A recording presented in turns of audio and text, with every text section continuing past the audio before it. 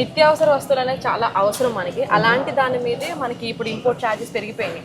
So మరి అది ఎలా బేర్ చేస్తున్నారండి? అసలు ఎలా పెరిగింది, ఏంటి, ఎంతవరకు పడింది? పెరిగినాయి అండి, డెఫినెట్గా సర్చార్జెస్ అని వేస్తున్నారు. లేకపోతే ఆ సర్చార్జెస్ని ఐటమ్స్లోనే ఇంక్లూడ్ చేసేస్తున్నారు. బట్ ఇదంతా ఎండ్ ఆఫ్ ద డే మేము ఎలా భరిస్తున్నాం, మేము కూడా అంటే కస్టమర్కి ఎక్కువ ఇది రాకుండా మేము ప్రయత్నిస్తున్నాం అనమాట. మరి ఒకేసారి కస్టమర్ మీద బర్డెన్ లాగా అవ్వకుండా, బట్ మేమైనా ఒక లెవెల్ వరకు కొంతవరకే మేమైనా చేయగలుగుతాము. సో దాని తర్వాత మేమైనా పెంచాల్సి వస్తుంది. సో డెఫినెట్గా ఉన్నాయి, ఇంక్రీజెస్ ఉన్నాయి.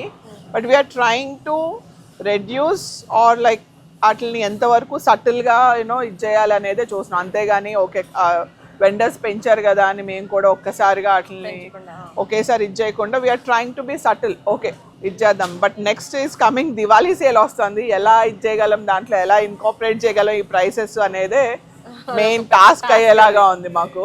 So let's see what will happen.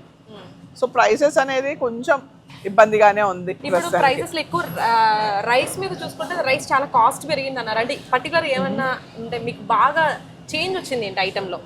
ఈ ఐటమ్ మీద ప్రత్యేకంగా బాగా పెరిగిపోయింది అనడానికి? అలా ఒక్క ఐటమ్ మీద ఏం లేదండి వాళ్ళు, ఎందుకంటే ఇప్పుడు ఈ టారిఫ్స్ అనేది అన్ని ఐటమ్స్ మీద, జస్ట్ రైస్ ఒక్కటే కాదు. ఎందుకంటే కంటైనర్స్ వస్తున్నాయంటే షిప్మెంట్స్ అన్ని ఐటమ్స్ వస్తూ ఉంటాయి. అన్ని ఐటమ్స్ మీద ఈక్వల్గా పడుతుంది. రైస్ అనేది ఏంటంటే బిగ్గర్ మార్జిన్ ప్రోడక్ట్ కదా, రైస్, ఆటాస్, వీటి మీద ఏంటంటే మనకి ఎక్కువ ప్రైస్ ఇంక్రీజ్ అయినట్టు అనిపిస్తుంది అనమాట. కాకపోతే అన్ని ఐటమ్స్ మీద ఓవరాల్గా ఇంక్రీజ్ అయింది. ఇప్పుడు కొన్ని ఐటమ్స్ $2 ఉంటాయి, వాటి మీద పెద్ద ఇంక్రీజ్ కనిపించకపోవచ్చు. బట్ రైస్ అనేది $15, $20 అలా ఉంటుంది. సో అలాంటి వాటి మీద ఏంటంటే కొంచెం ఎక్కువ అన్నట్టు అనిపిస్తుంది. సో దేర్ ఇస్ లైక్ అన్నిటి మీద ఉంది ఉంటాయి. యా.